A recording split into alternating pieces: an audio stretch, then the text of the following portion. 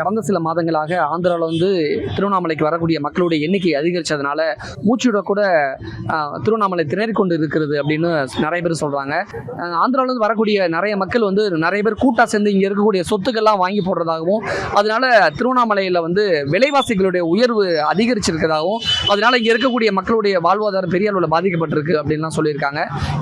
எவ்வளோ தூரம் பாதிக்கப்பட்டிருக்கு, எந்த அளவுக்கு பாதிக்கப்பட்டிருக்கு அப்படிங்கிற விஷயங்களை இங்கே இருக்கக்கூடிய மக்கள்கிட்ட நம்ம நேரடியாக கேட்டு தெரிஞ்சுக்கலாம் வாங்க. அவங்க வரதுனால எல்லா விலைவாசியும் எங்களுக்கு ரொம்ப அதிகமாக ஏறுது. இருக்கிற மக்களுக்காக ரொம்ப கஷ்டமாக இருக்குது. வந்து நார்மலாக வந்து நாங்கள் கோயிலில் டெய்லி வந்து கும்பிட்றோம். இப்போ கும்பிட முடியல, அதே நார்மலாக வந்து கும்பிட முடியல. அவங்க வரதுனால எங்களுக்கும் கொஞ்சம் வியாபாரம் நல்லாவே இருக்குது. பட் அவங்க வந்ததுனால கொஞ்சம் கூட்டம் அதிகமாக. அவங்க தான் நிறைய பேர் இருக்காங்க. தமிழ் ஆள் வர்றது கம்மி தான்.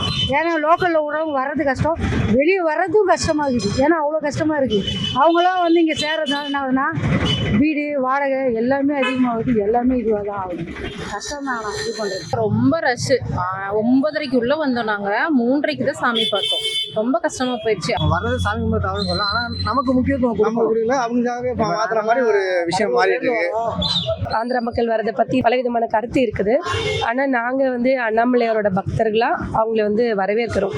ஆனால் என்ன அப்படின்னு சொன்னால் அவங்களோட வருகையினால் ரொம்ப சின்ன சின்ன வியாபாரங்கள்லாம் கூடியிருக்கு. மக்களோட பொருளாதாரத்தில் ஒரு மாற்றம் வந்திருக்கு. வியாபாரம்லாம் எப்படி? வியாபாரம் நல்ல வியாபாரம் ஆகுது. நல்ல வியாபாரம். ஓரளவுக்கு பரவாயில்ல. நீ மழை வந்துடுச்சு, அதனால வியாபாரம் ஆகலையா? எப்படி அண்ணாமலையார் புனிதல வியாபாரம் ஆகினே இருக்கு. தெலுங்குடைய வருகை அதிகரிச்சதன் காரணமாக இங்கே இருக்கக்கூடிய மக்களுக்கு ஏதாவது பிரச்சனை இருக்கா? எல்லாருக்கும் பாதிப்பு தான். என்ன பாதிப்பு? எல்லாம் பாதிப்புனா வந்து ரொம்ப அவங்க பண்ணுற இது அமகலம் எல்லாமே ரொம்ப மோசமாக இருக்குது. இருக்கிற கடைக்காரங்களுக்கெல்லாம் கஷ்டமாக இருக்குது. என்ன பிரச்சனை? என்னன்னாக்கா வந்து அவங்க கோயிலுக்குள்ளே போனால் கூட சரி, இப்போ எதனாலும் காசு தான் எங்களுக்கு தேவைப்படுற மாதிரி இருக்குது.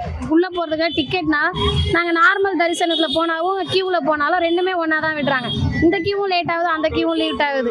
இங்கேயே பிறந்து இங்கே தான் வளர்ந்தோம். எல்லாரும் இங்கேயே இதே ஊரில் தான் இருக்கும். ஆனால் நாங்கள் நார்மல் டைமில் போக முடியல, வர முடியல. ஆனால் ஃப்ரீ தரிசனம்னு சொல்கிறாங்க. ஆனால் க்யூவிலேயே 3 மணி நேரம் 4 மணி நேரம் ஆகும். ஃப்ரீயாக வந்து சாமி பார்க்க முடியல. அவங்களாம் வந்து ஜனம் மோதுறதுனால எங்களால் ஃப்ரீயாக சாமி பார்க்க முடியல. லோக்கலில் இருக்கிறவங்களாம் ஃப்ரீயாக சாமி பார்க்க. அண்ணாமலையை பார்த்து திருப்பதியை பார்க்குற மாதிரி இருக்குது. எனக்கோ நிறையா ஐயாவை தரிசனம் பண்ணுறது யாரும் ஒன்றும் தரிசனம் பண்ணலாம். அவங்களுக்கு வந்து அந்த சோஷியல் ரெஸ்பான்சிபிலிட்டி கொஞ்சம் குறைவாக இருக்குது. ஊர் ரொம்ப குப்பையாயிடுது. அந்த விஷயங்களை அவங்க ரெஸ்பான்சிபிலிட்டி எடுத்துக்கிறது இல்லை.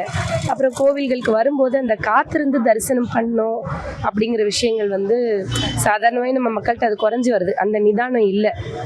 ஒரு 2 மணி நேரம் 3 மணி நேரம் காத்திருந்து இறைவனை தரிசனம் பண்ணுறதுங்கிறது ஒரு நல்ல விஷயம். அதுக்கு மக்கள் இப்போது தயாராக இல்லை. அது ஒரு வருத்தமான விஷயம்தான்.